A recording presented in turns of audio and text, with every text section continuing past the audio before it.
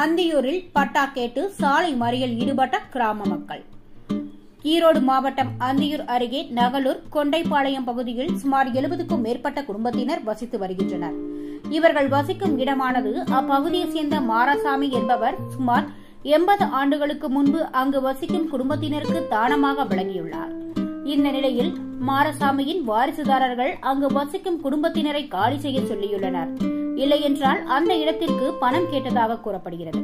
இது தொடர்பாக அங்கு வசிக்கும் பொதுமக்கள் வருவாய்த்துறையினரிடம் புகார் அளித்துள்ளனர்.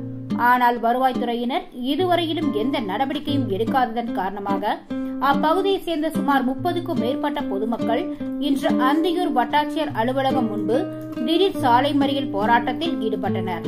தகவல் அறிந்து சம்பவ இடத்திற்கு வந்த போலீசார் சாலை மறியலில் ஈடுபட்ட பொதுமக்களை உடனடியாக அங்கிருந்து அழைத்து வந்து அவர்களிடம் பேச்சுவார்த்தை நடத்தினர். தொடர்ந்து தங்களது கோரிக்கைகளை வட்டாட்சியரிடம் மனுவாக அளிக்குமாறு கேட்டுக் கொண்டனர். இதையடுத்து பொதுமக்கள் சாலை மறியலை கைவிட்டு தங்களது கோரிக்கைகளை அந்தியூர் வட்டாட்சியரை சந்தித்து மனுவாக அளித்தனர்.